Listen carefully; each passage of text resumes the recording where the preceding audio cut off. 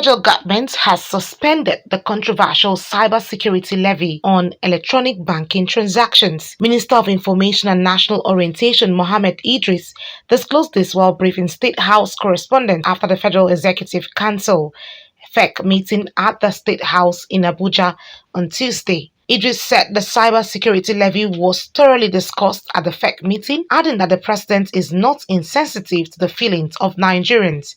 He said the policy is undergoing a review. Security levy. The position of government is that that policy has been suspended. That policy has been put on hold. That is the position of government for now. It is undergoing some form of review. It was reiterated in council yesterday. You know that today's council is a continuation of the council meeting of yesterday. So I can tell you the cyber security levy has been put on hold.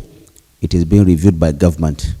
For now, it is on hold. The Minister of Finance and Coordinating Minister of Economy, Wale Edun, also stated that the President, Bola Tinubu, directed that all members seeking to procure petroleum-dependent vehicles should no longer be given approval. The opportunity, there are 30,000 conversion kits coming in. That's through the government initiative, and any private sector person that is enterprising can also bring their own.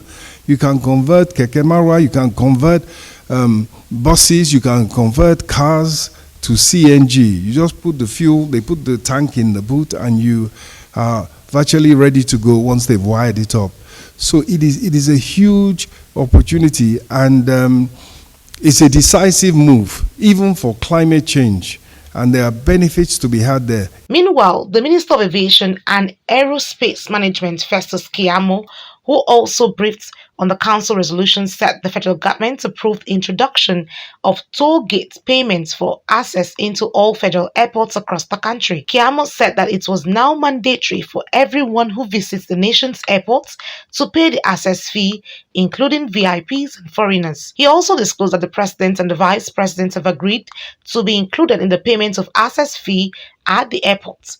The minister noted that the era of very important personalities approaching the airport authority for complimentary e-tax to skip payments for airport services is now over, as it has been making the sector lose revenue. The aviation minister further spoke on the issue surrounding efficiency on the part of airline owners and ensure ban of insufficient airlines from operations. In the meantime, Keyamo further stated that the council approved for the ministry the purchase and installation of recovery systems equipment to the tune of 4.2 billion naira. All manners of VIPs would approach us for what they call complimentary ticket, complimentary e-tags,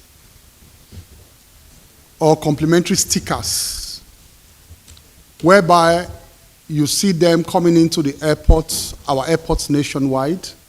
They don't pay the access fees, they don't pay for parking, they don't pay for essential services at the airports, and they are VIPs.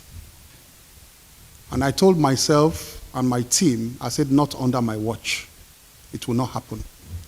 If this tradition had been existing for years, I will not allow it to happen. Because it is inconceivable that in our country, it is the VIPs that don't pay for services, but it is the poor men that pay for services. In a later development from the Federal Executive Council meeting, the Minister of Communications and Digital Economy, Bosun Tijani, announced the suspension of the controversial 0.5% cybersecurity levy on electronic banking transactions. He said the Central Bank of Nigeria, CBN, had issued a directive to all banks and financial institutions requiring the adoption a 0.5% cybersecurity tax on all electronic banking transactions. To deliver on this project, it will give us the immense opportunity to connect all these critical institutions. So this is something that is, of course, of significant importance for the digital economy and all the companies within the sector, but I think for Nigerians as well.